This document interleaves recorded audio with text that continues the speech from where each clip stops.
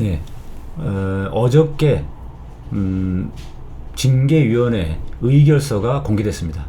전문 전체가 공개된 건 아니고 그것을 요지, 핵심 요지만 정리해서 최강욱 의원님께서 페이스북에 올려 주셨는데 그 내용을 읽어보니까 정말 잘 썼어요. 여러분들 정직 2개월 이 결론 듣고서 굉장히 실망을 많이 하셨을 텐데 그 징계 의결서 내용을 읽어보시면 이래서 정직 2개월 한 거구나. 한마디로 말해서 모든 징계 사유가 다 인정된 건 아니지만 그 중에 4가지 핵심적인 4가지는 인정이 되고 그 4가지가 굉장히 위법 사유가 정도가 심각해서 해임 수준이다. 해임 수준인데 임기제 2년이라고 하는 임기제 2년 보장이라는 검찰총장의 특수성 때문에 불가피하게 정직 2개월 한 것이다. 그리고 남아있는 임기가 7개월밖에 없다 보니까 거기서 뭐 6개월 정직해버리거나 3개월 정직해버리면 이것도 해임하고 비슷한 효과를 내기 때문에 그 점에서 불가피하게 2개월로 줄인 거다. 이런 내용입니다. 언론 보도를 통해서 이미 보셨겠지만은 그 의결서를 쭉 읽어보면 논리적으로 아주 잘 정리되어 있고 그 징계 사유가 너무 명확해요. 너무 심각한 위법이라는 게 딱 드러나요. 그래서 이것만 읽어보면은 이거는 정말 해임 수준인데 정직 2개월 봐준 거니까 정직 2개월에 대해서 지금 윤석열이 또 소송한다고 하는 건 진짜 말도 안 되는 거예요.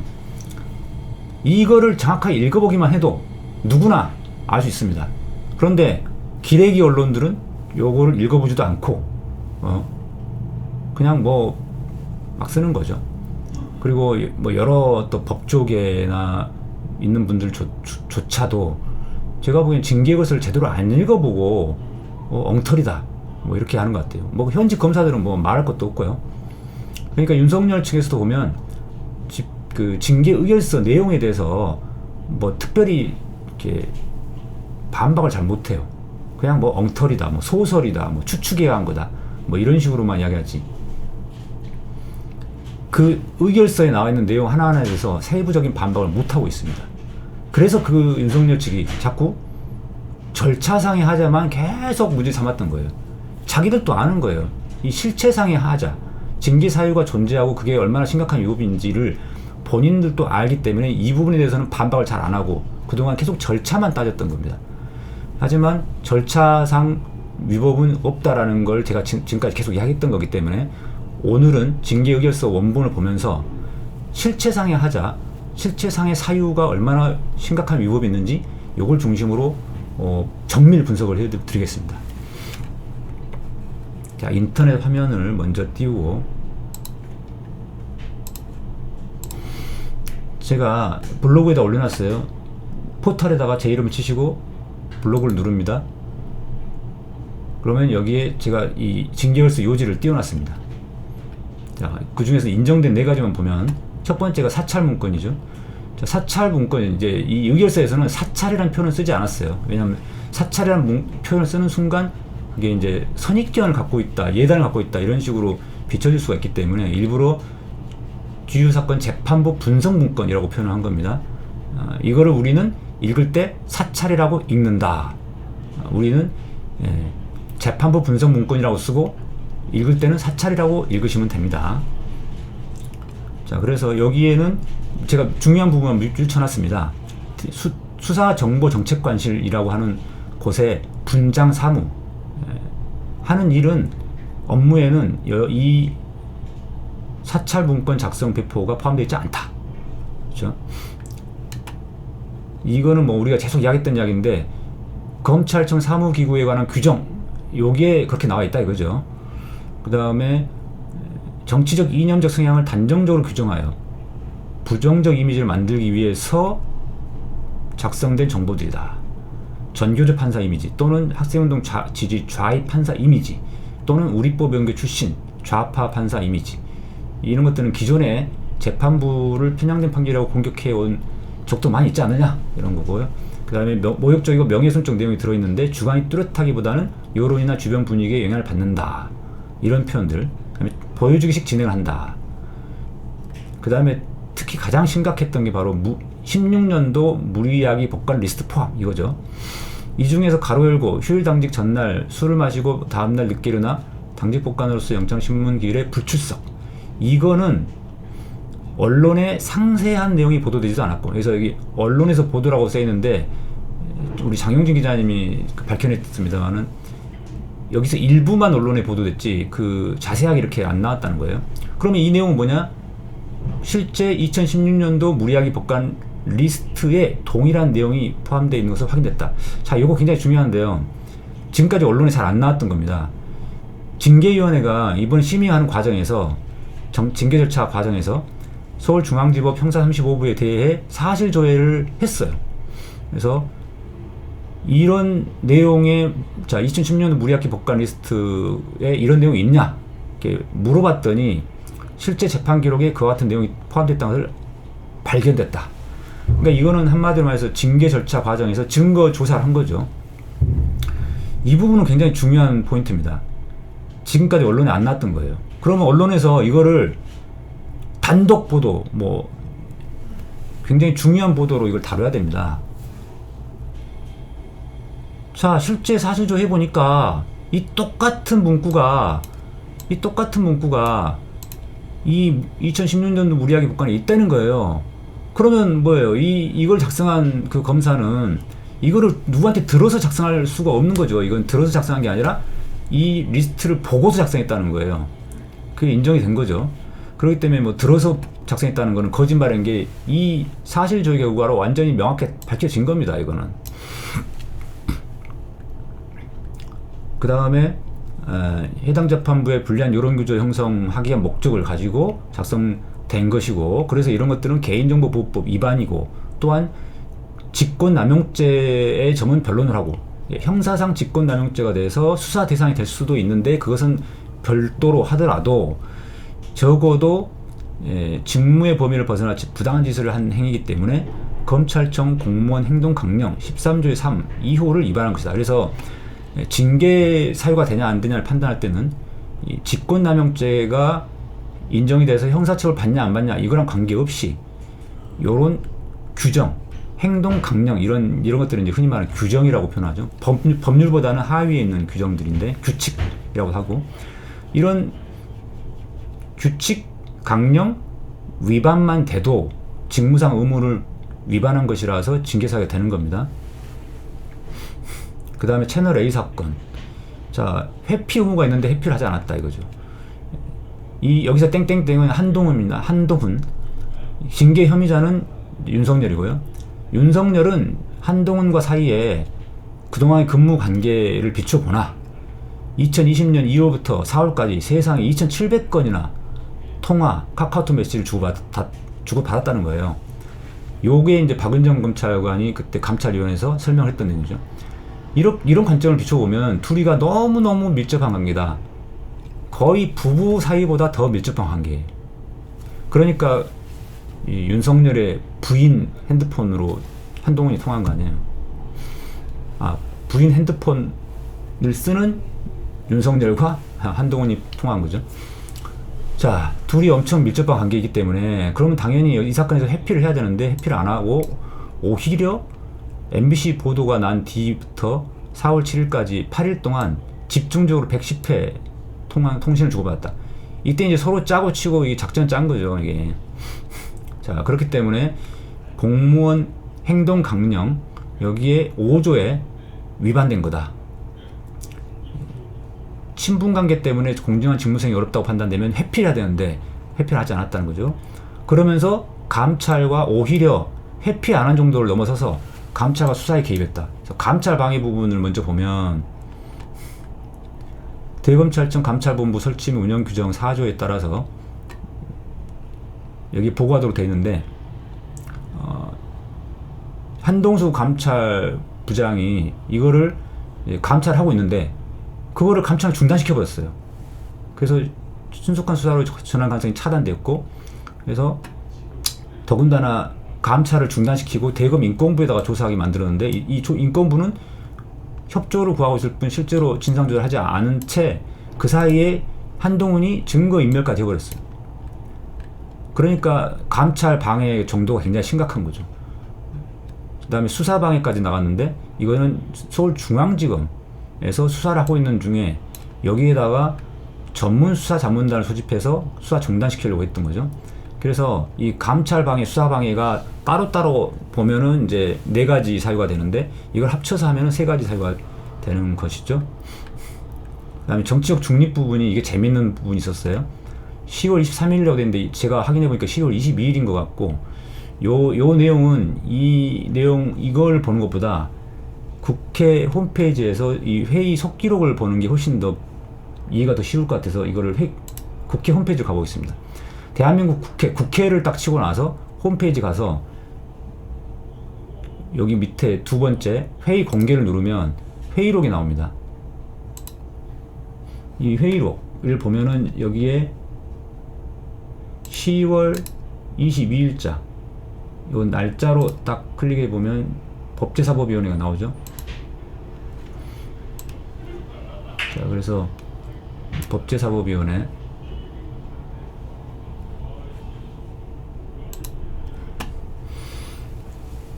여기에 이 회의 내용이 어떻게 찾냐. 자, 어떻게 찾느냐 방법이 있습니다. 검색을 눌러서 정치 할 겁니까? 땅 치면은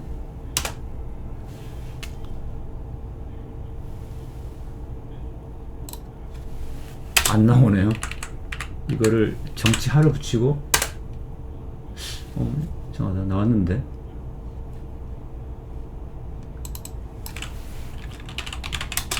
제가 아까 했을 때는 나왔는데 여기서는 잘 안 나오네요. 이걸로 말고 그러면은 제가 미리 띄우는 걸로 하겠습니다. 네, 제가 미리 검색해 놓은 거에는 나왔었는데 지금 하니까 또 안 나오네요. 아무튼 여러분들이 나중에 따로 해보시면은 이거 정치할 겁니까가 아니라 정치하실 겁니까로 해야지 검색이 되네요. 정치하실 겁니까? 이거 헷갈리시면은 그냥 국민봉사로 치면 나와요. 여기 국민을 위해 봉사.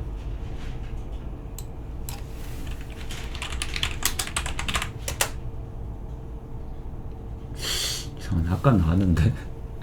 자, 아무튼 자, 정치하실 겁니까? 이렇게 지금 나중에 따로 여러분들이 쳐보시면 나오는데 지금 이거는 방송 진행 중에 하다 보니까 안 나오나 봐요. 이게 누가 물어봤냐면 김도우 의원이 물어봤어요. 국민의힘 쪽에서. 그랬더니 국민의 봉사 이런 이야기 했죠. 국민의 봉사에 대해서 생각해 보겠다.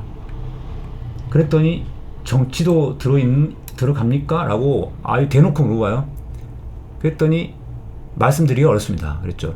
자, 지금까지 언론에서는 이 국민의 봉사 이 표현만 자꾸 가지고 이게 국민의 봉사한다고 했지 언제 정치한다고 했냐, 정치한다는 말 한 적 없다 이런 식으로 빠져나가는데 뭐 개 3마리 이야기하고 있고요. 자, 이 국민 봉사 이 표현이 중요한 게 아닙니다. 사실은 이거 국민의힘 쪽에서 윤석열 쪽에서 그 프레임을 짠 거예요. 여러분들 국민의 봉사 이걸 너무 강조하면 오히려 말려 들어가는 거고요. 이 다음 표현이 더 중요해요. 정치에도 그 봉사 방법이 정치도 들어가냐고 물어봤을 때 아니요라고 답변하지 않았다. 이게 핵심인 거죠. 그냥 말씀드리기 어렵다. 이것은 정치 참여 가능성을 열어놓은 것이죠. 나 정치할 수도 있어 라고 이야기한 거나 똑같은 거잖아요. 국민봉사 이거는 표현이 좀 애매모호하기 때문에 이거를 빠져나갈 구멍이 있지만 이 말씀드리기 어렵습니다. 이거는 정치할 수도 있습니다. 그 국민봉사의 방법에 정치도 들어갈 수 있습니다 라는 거랑 똑같은 이야기죠. 그래서 이게 더 핵심이에요. 근데 언론에서는 자꾸 이 국민봉사 이것만 가지고 이야기해요. 윤석열 쪽도 그러고 그거 가지고 뭐 개 3마리로 막 전환시키고 절대 넘어가면 안 됩니다. 앞으로 여러분들 이 표현을 가지고 해야 돼요. 봉사 방법이 정치로 들어가느냐 말씀드리기 어렵다. 다시 말해서 정치 가능성도 있다. 그랬더니 김종민 의원께서 어떤 이야기를 했냐면 보니까 이 국민의힘 의원들하고 호흡이 잘 맞으세요. 그러니까 여기서 국민의 당이라고 하니까 이제 쪽에서 국민의 당이 아니고 국민의 힘이야 뭐 이런 식으로 지나가는 이야기였고요. 그때 국정농단에서 반성을 안 한 사람들이다. 그러니까 그 국민의힘 쪽하고 호흡이 맞거나 의견이 같거나 하면은 좋은 길이 아니다. 그러니까 국민의힘 쪽으로는 들어가지 마라. 정치하더라도 국민의힘에 입당해서 그러지 마라. 그 사람들은 국정농단 세력들 아니냐. 그랬더니 생각해보라 했더니 예라고 답해서 예. 자, 이것도 굉장히 중요한 부분입니다. 김종민 의원이 구체적으로 정치를 할 거면 국민의힘 쪽에 입당해서 정치하지 마라. 그랬더니 예라고 했어요. 명백하게 자기가 정치를 하려고 나중에 할 때 국민의힘 쪽으로는 들어가지 않겠다 라고 답변한 겁니다. 그러니까 결국은 제3의 길을 가겠다는 거죠. 제3의 후보로. 분명히 예라고 답변했어요. 만약에 본인 정치할 생각이 없다면 저는 정치할 생각이 없습니다. 의원님, 저는 정치할 생각이 없습니다. 이렇게 답변을 하면 되는데 예라고 했잖아요. 왜? 그랬더니 진짜 웃기는 건 마지막이에요. 김도읍 의원이 사람 많이 바뀌었어 라고 했어요. 예, 이거 진짜 빵 터지는 이야기인데 사실은 김도읍 의원이 검사 출신이거든요. 윤석열 총장보다 더 후배예요. 근데 이제 자기가 국회의원으로서 지금 뭐 거의 3선 정도 하니까 예, 윤석열 보고 저 사람 많이 바뀌었네 이러잖아요. 이 말이 무슨 의미입니까? 윤석열이 막 이제 정치하는구만 이런 거죠. 국민의힘 쪽의 의원들도 이걸 아는 거예요. 예, 윤석열이 이 표현이 정치를 하겠다는 뜻이구나. 김도읍 의원도 알았어요. 그래서 사람 많이 바뀌었다라고 한 거잖아요. 자, 그래서 다시 돌아가면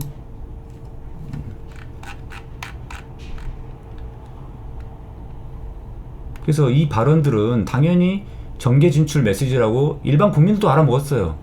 이게 너무 상식적인 거잖아요. 지나가는 초등학생이 들어도 알겠는데.